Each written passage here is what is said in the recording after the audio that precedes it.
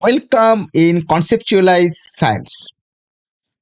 आज शुरू करेंगे एक प्रॉब्लम्स और उसके साथ उसी प्रॉब्लम्स का सॉल्यूशन। तो ये जो प्रॉब्लम्स है, इस प्रॉब्लम्स को मैंने लिया है concept of physics by HC. Verma. तो देख लेते हैं इस प्रॉब्लम का डायग्राम को पहले। तो ये है एक्स एक्सिस और उसके साथ और भी एक एक्सिस है जो है वाई एक्सिस, और उसमें एक वेक्टर मैंने ड्रॉ किया। तो ये जो वेक्टर है ये है वेक्टर ए और another vector is the B. But पहले ये ए वेक्टर इस एक्स एक्सिस के साथ 20 डिग्री एंगल फॉर्मेशन किया और उसके साथ जो वेक्टर बी है वो एक्स एक्सिस के साथ 110 डिग्री एंगल फॉर्म किया। तो अभी हम लोगों को फाइंड आउट करना है resultant vector of this two vector, vector A and B. तो ये रिजल्टेंट वेक्टर निकालने के लिए हम लोगों को दो कैलकुलेशन करना पड़ेगा। एक है उसका मैग्नीट्यूड निकालने के लिए और सेकेंड है उसका डायरेक्शन निकालने के लिए। तो ये सब छोड़ दीजिए, तो पहले हम लोग एक प्रॉब्लम को देख लेते हैं। तो A vector A makes an angle of 20 degree and B makes an angle of 110 degree with the x-axis. The magnitudes of these vectors are 3 meter and 4 meter respectively. So find the resultant. तो अभी ये जो vector A है, तो vector बोले तो इसका ऊपर में एरो रहेगा, और ये जो वेक्टर ए ये एक्स एक्सिस के साथ 20 डिग्री एंगल फॉर्मेशन किया है, और ये जो वेक्टर बी तो इसका ऊपर भी एरो है। तो ये एक्स एक्सिस के साथ 110 डिग्री एंगल फॉर्मेशन किए हैं, और इसका जो मैग्नीट्यूड है, जो वेक्टर ए का मैग्नीट्यूड है 3 मीटर एंड वेक्टर बी का जो मैग्नीट्यूड है वो है 4 मीटर। तो अभी इसका रिजल्टेंट निकालना है। तो रिजल्टेंट निकालना है मतलब इसका मैग्नीट्यूड भी निकालना है एंड उसके साथ इसका डायरेक्शन भी निकालना है। तो अभी इसका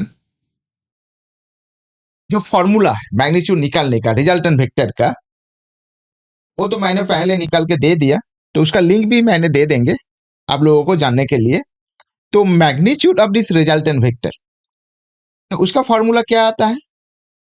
तो R equals to root of A square plus B square plus 2ab cos theta. तो धीरे धीरे इस सबको बस आते हैं। तो ए स्क्वायर का मतलब है ये ए जो है यह है ए वेक्टर, इसका मैग्नीट्यूड, और ये जो बी है ये दिस बी वेक्टर का मैग्नीट्यूड, और ये जो थीटा है ये थीटा का मतलब ये A vector and B vector का अंदर का जो एंगल, ये वाला जो एंगल है, तो ये एंगल कितना है? तो ये है 110 degree minus 20 degree, so equals to 90 degree.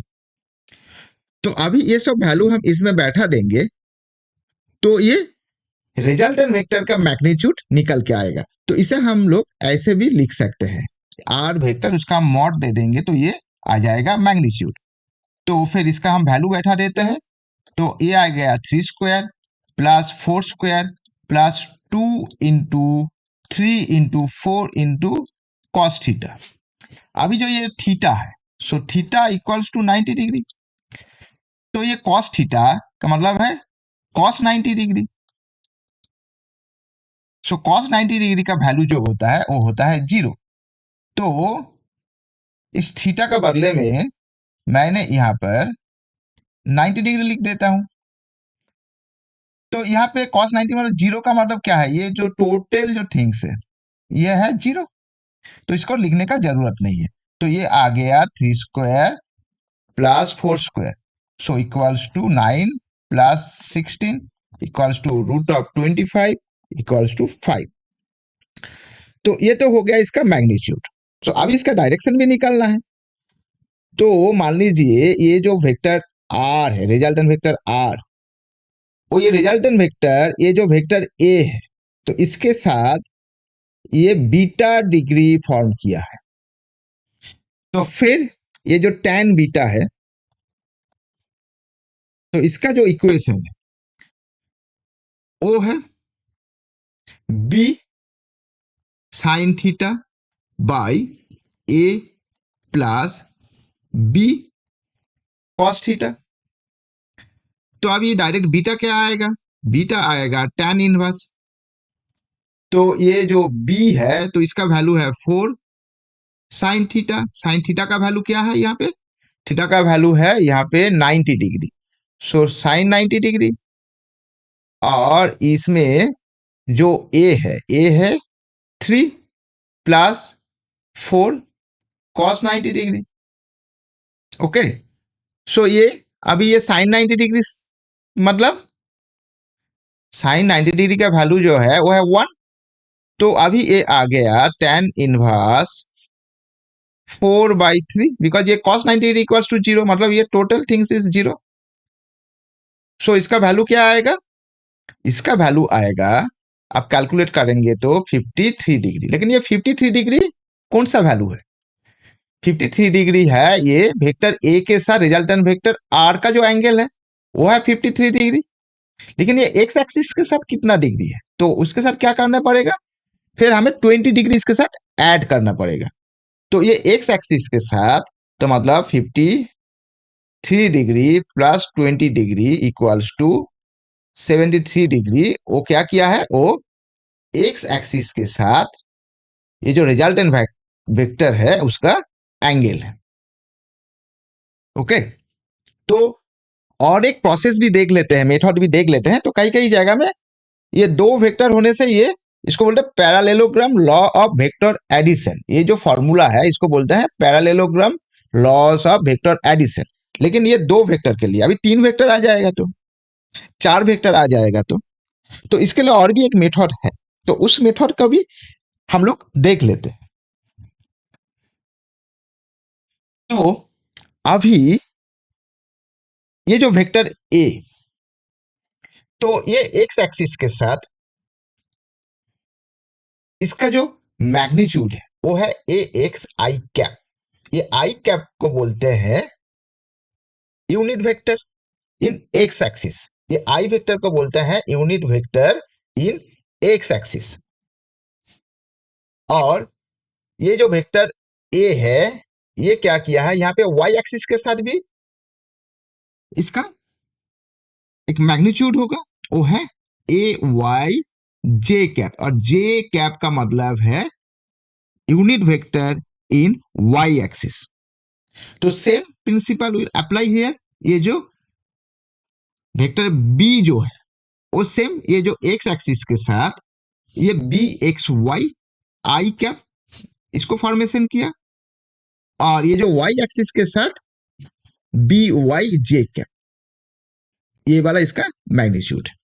लेकिन अभी इस दोनों वेक्टर का, vector A and vector B का जब हम लोग रिजल्ट निकालेंगे तो इसमें क्या करेंगे? तो ये जो ए एक्स आई, इस वेक्टर का मतलब इसका वैल्यू कितना है? ये है ए कॉस 20 डिग्री। और यहां पे जो बी वेक्टर है तो इसका वैल्यू कितना होगा? ये इसके साथ 110 डिग्री है, तो ये आ जाएगा बी कॉस 110 डिग्री। और अभी ये जो वाई एक्सिस में ये जो वेक्टर ए, तो ये जो वैल्यू है ये कितना आएगा? ये इस साइड में है, ये आ जाएगा ए साइन 20 डिग्री। और ये जो बी वेक्टर है तो ये वाई एक्सिस के साथ इसका वैल्यू कितना आएगा? ये आएगा बी साइन 110 डिग्री। तो अभी ये एक्स एक्सिस का रिजल्टेंट जो मैग्नीट्यूड है वो निकालेंगे तो क्या आएगा? ये आएगा resultant component of x axis. तो इसको ऐसे लिखते हैं, resultant component of x axis. तो ये आएगा A cos 20 degree plus B cos 110 degree. तो ये cos 110 डिग्री का मतलब क्या है, इसको हम फिर इस तरह से लिख सकते हैं। तो इसका हम ए cos 20 डिग्री प्लस बी, ये आ जाएगा sin 20 डिग्री, और ये जो होगा ये होगा माइनस पे। ओके, तो इसका हम डायरेक्ट वैल्यू भी लिख सकते हैं, नहीं तो इसको साइन में हमने कन्वर्सेशन भी कर सकते हैं। एक्चुअली कॉस से साइन से कन्वर्सेशन होता है तो ये माइनस साइन आ जाता है। तो मतलब ये, इसको हम थोड़ा एलाबोरेट कर देते हैं यहाँ पे। Cos 110 degree equals to cos 90 degree plus 20 degree, so equals to minus sine 20 degree. Okay, so फिर इसका वैल्यू क्या आएगा, ये आएगा, ये ए का मतलब है 3 cos 20 डिग्री प्लस 4, इसका अंदर माइनस साइन 20 डिग्री। सो इस सब को कैलकुलेट करेंगे तो इसका जो वैल्यू आएगा वो आएगा 1.45।